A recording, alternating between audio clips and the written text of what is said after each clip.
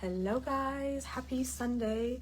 Today I want to talk to you about identity anchoring. Let's get into it. Identity.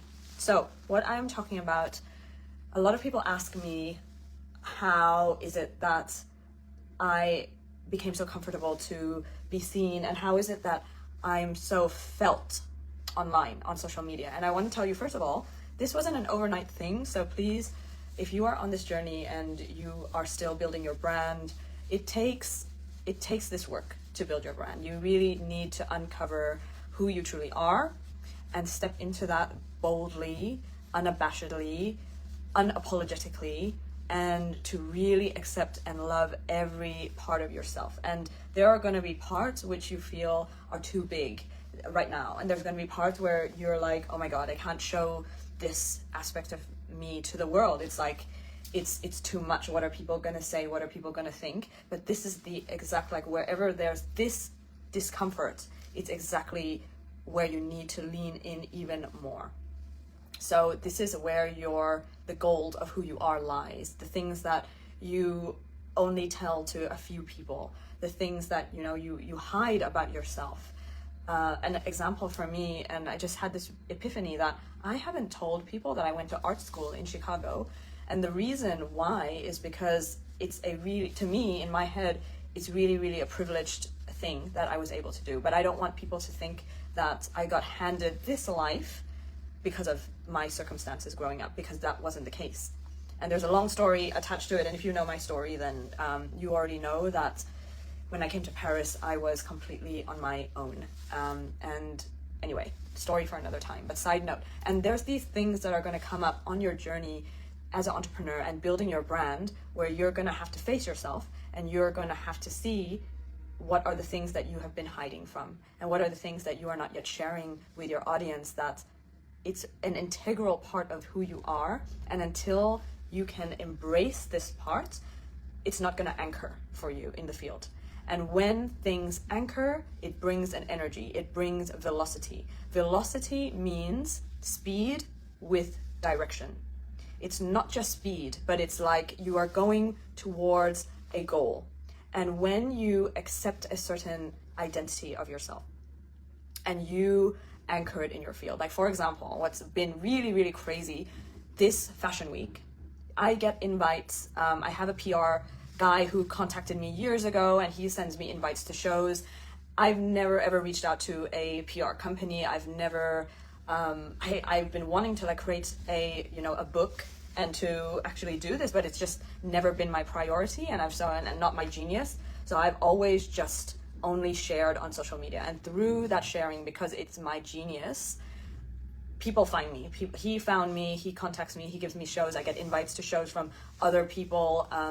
And so this year, I've gotten more than 10 invites to shows. And my schedule is so packed. Now I have to see what shows I actually want to go to. And tonight I'm going to a very special show at the Egyptian embassy. And it's being hosted by the Queen, or really higher up in the Egyptian embassy. And it's a very exclusive invite. And that's because I've anchored this identity of myself as a stylist, and I kept showing up as this person. So even if I'm not doing the same kind of work that I used to do with brands, I still have this identity as a fashion stylist. I still, when people see me on Instagram or I show up somewhere, it's in my field. And I was talking about this to my friends yesterday at dinner, because they said, when I see you, I don't see you as a mother right away. You know how when some people have babies or children, and then they're the mother. And I never wanted to be that. So I always kept myself as the forefront. I am Farah first, and one of the things I am is a mother. So that is really how you are felt to people. It's just an example.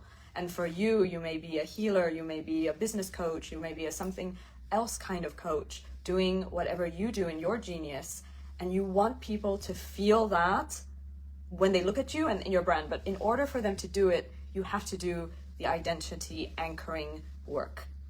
And so much goes into this. And I talked about some of these things in the Velvet Doorway. If you were there and you watched this, there is a lot of cleanup to do in our field, honestly, because of all the things that we have been conditioned. We have been, like, for the thing about not sharing that I went to art school, that's my conditioning. It's like, who told me that just because I went to art school, people are going to think that I'm a fake, or that I got handed this, and they're going to think that I didn't do the work? Like, who told me that? It's no one told me that. That's my conditioning. And so I'm coming out loud and proud to say that I went to art school for advertising, and that's what makes me an amazing brand strategist, because I have the education to back it. And I was also working in an advertising firm, like a very prestigious one, which I don't even talk about again, because again, the same reason, it's like me thinking that I have to hide my past so that people won't attach meaning to it. But who's attaching meaning to it? It's us. We are attaching meaning to what we hide.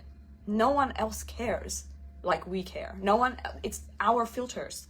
So that's what I mean. And when you have the identity, the magnetism that comes with it, the velocity that comes with it, the speed of things starting to click into place, all you need to do is show up, because you've done the heavy lifting. The heavy lifting is the anchoring of the identity.